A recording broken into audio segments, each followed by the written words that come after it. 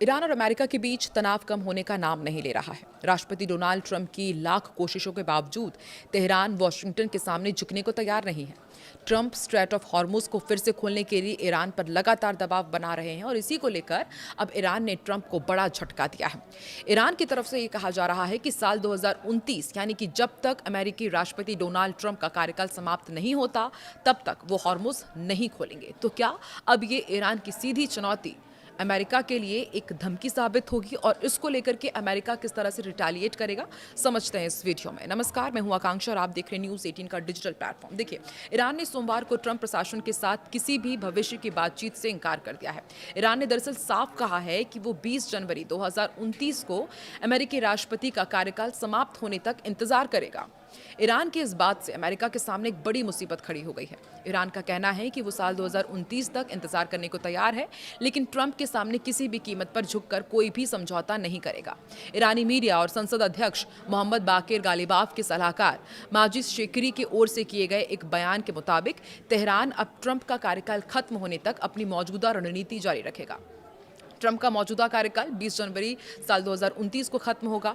इसके साथ ही ईरान ने अपनी 3 पुरानी शर्तें भी दोहराई, जिससे ट्रंप प्रशासन की मुश्किलें बढ़ गई है। ईरानी संसद अध्यक्ष गालिबाफ के वरिष्ठ सलाहकार ने सोशल मीडिया पर एक पोस्ट किया, तेहरान का रुख साफ किया। उन्होंने कहा कि ट्रंप हमारे साथ किसी भी तरह के समझौते तक नहीं पहुंच पाएंगे, क्योंकि हम 20 जनवरी 2029 तक इंतजार करेंगे और हम उनका कार्यकाल खत्म होने तक इसी तरह बने रहेंगे। उन्होंने ये भी कहा कि ईरान का रास्ता ना तो सीधी जंग है और ना ही तत्काल समझौता, बल्कि ऐसी स्थिति बनाए रखना है जिसमें युद्ध भी ना हो और शांति भी पूरी तरह स्थापित ना हो। उन्होंने कहा कि इस माहौल में अमेरिका के साथ किसी भी तरह की बातचीत की सार्वजनिक रूप से पुष्टि करना सरासर बेवकूफ़ी होगी। उन्होंने कहा कि अभी हमारे लिए सबसे बेहतरीन और जीतने वाली रणनीति यही है कि हम इंकार करें, अनिश्चितता बनाए रखें और रणनीतिक धैर्य दिखाएं। ईरान ने अमेरिका के साथ बातचीत दोबारा शुरू करने के लिए अपनी कुछ प्रमुख शर्तें भी रखी हैं। इनमें करीब 300 अरब डॉलर के मुआवजे की मांग है, जब्त की गई संपत्तियों की रिहाई है और अमेरिकी सेनाओं की वापसी शामिल है। तेहरान का कहना है कि जब तक अमेरिका इन मांगों को स्वीकार नहीं करेगा तब तक बातचीत आगे बढ़ाना संभव ही नहीं है। ईरान ने युद्ध के दौरान हुए नुकसान और कथित समझौते के उल्लंघन के लिए भी मुआवजे की मांग की है। तेहरान ने हॉर्मुज को फिर से खोलने की अपनी मांगों की स्वीकृति से जोड़ा है। ईरान के विदेश मंत्री अब्बास अराक्ची ने भी एक दिन पहले कहा था कि फिलहाल अमेरिका और ईरान के बीच कोई सीधी बातचीत नहीं चल रही है। हालांकि दोनों देशों के बीच मध्यस्थों के जरिए संदेशों का आदान प्रदान जरूर हो रहा है। अराक्ची के मुताबिक कुछ देश दोनों पक्षों के बीच दोबारा बातचीत शुरू कराने के लिए माहौल तैयार करने की कोशिश कर रहे हैं, लेकिन ईरान का कहना है कि अमेरिका जब तक समझौते के उल्लंघन को रोकने और उसके नुकसान की भरपाई करने के लिए तैयार नहीं होता तब तक औपचारिक बातचीत शुरू नहीं होगी। बातचीत के साथ साथ ईरान ने दुनिया के सबसे महत्वपूर्ण समुद्री व्यापार मार्ग में शामिल हॉर्मुज को लेकर के भी अपना रुख सख्त रखा है। ईरान के रेवोल्यूशनरी गार्ड्स ने कहा है कि अमेरिका की ओर से उसकी सभी शर्तें स्वीकार किए जाने तक हॉर्मुज को नहीं खोला जाएगा। गार्ड्स के प्रवक्ता हैं हुसैन मोहेबी। उन्होंने कहा है कि फिलहाल ईरान की रणनीति स्ट्रेट ऑफ हॉर्मुज को तब तक बंद रखने की है जब तक अमेरिका उसकी सभी मांगों को एक्सेप्ट नहीं करता है। उन्होंने इसे अब सिर्फ एक समुद्री मार्ग नहीं बल्कि युद्ध का मैदान करार दिया है। हॉर्मुज सिर्फ एक समुद्री रास्ता नहीं है बल्कि पूरी दुनिया की ऊर्जा आपूर्ति की रीढ़ की हड्डी माना जाता है। दुनिया भर में इस्तेमाल होने वाले कुल कच्चे तेल का करीब 5वां हिस्सा इसी समुद्री मार्ग से होकर गुजरता है।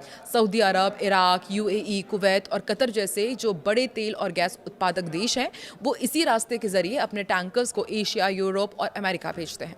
अमेरिका और ईरान के बीच महीनों से चल रही जंग अब एक नए मोड़ पर पहुंचती दिख रही है।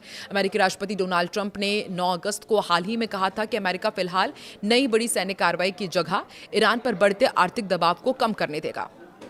यानी मिसाइल और बमों के बाद अब तेल, जहाज, बैंकिंग नेटवर्क और प्रतिबंध अमेरिका के बड़े हथियार होंगे। अमेरिका की दरअसल कोशिश है कि ईरान की कमाई घटे, उसके लिए हथियार खरीदना और सेना को चलाना मुश्किल हो जाए और आखिरकार तेहरान बातचीत की मेज पर आने के लिए मजबूर हो जाए। वहीं देखिए ईरान क्या कह रहा है, वो कह रहा है कि जब तक अमेरिका उनकी 3 शर्तों को नहीं मानेगा बातचीत होगी ही नहीं। लेकिन सवाल यही है कि क्या आर्थिक दबाव उतना असरदार होगा जितना ट्रंप उम्मीद कर रहे हैं, क्योंकि ट्रंप की उम्मीद के हिसाब से तो अब तक इस युद्ध में कुछ हुआ ही नहीं है। अमेरिका ने रणनीति क्यों बदली है ये भी अब समझना बहुत ज्यादा जरूरी हो जाता है। देखिए, ईरान के खिलाफ लंबे सैन्य अभियान के बावजूद युद्ध खत्म नहीं हुआ। लगातार सैन्य कार्रवाई में हथियारों और संसाधनों की खपत भी बढ़ रही है। ऐसे में आर्थिक दबाव अमेरिका को बिना बड़े नए हमलों के ईरान पर दबाव बनाए रखने का एक रास्ता देता है। ट्रंप प्रशासन खास तौर पर ईरान के तेल कारोबार को निशाना बनाकर उसकी कमाई रोकना चाहता है। ईरान की इकोनॉमिक्स के लिए तेल बेहद अहम है, ये तो हम जानते ही हैं।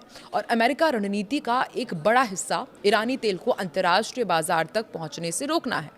यहाँ सबसे बड़ी चुनौती चीन है। अमेरिकी चीनी आर्थिक और सुरक्षा आयोग के मुताबिक चीन ईरान के करीब 90% निर्यातित तेल का खरीदार है। चीन की छोटी टीपॉट रिफाइनरी ईरानी तेल की प्रमुख खरीदार है। ईरान ने भी प्रतिबंधों से बचने के रास्ते अपनाए हैं। वो शैडो फ्लीट यानी कि ऐसे टैंकर्स का इस्तेमाल करता है जिनसे तेल की असली उत्पत्ति और खरीदार की पहचान छिपाने की कोशिश होती है। इसके अलावा वैकल्पिक भुगतान और वित्तीय नेटवर्क भी काम करते हैं।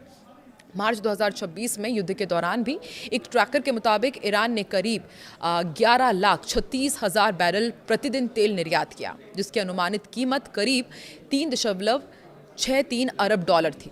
अमेरिका की रणनीति सिर्फ तेल तक सीमित नहीं है, वो ईरान से जुड़े बैंकिंग, विदेशी मुद्रा और समुद्री नेटवर्क पर भी दबाव बढ़ा रहा है।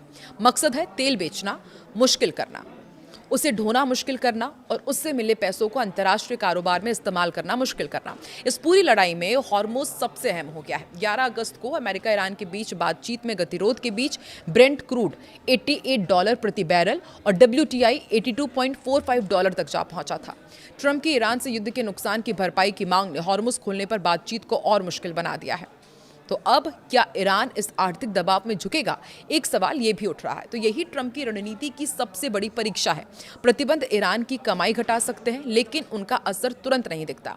ईरान के पास चीन जैसे बड़े खरीदार हैं और प्रतिबंधों से बचने के पुराने रास्ते भी हैं।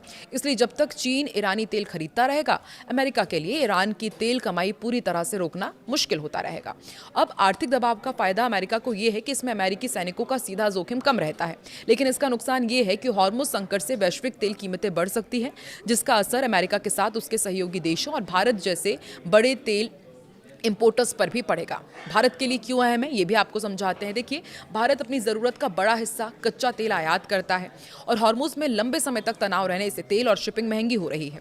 इससे भारत का आयात बिल, रुपए और महंगाई पर दबाव बढ़ सकता है। यानी ट्रंप का नया दाव सिर्फ ईरान को कमज़ोर करने की कोशिश नहीं है, इसका असर चीन, वैश्विक तेल बाजार और भारत की ऊर्जा सुरक्षा तक पहुँच सकता है।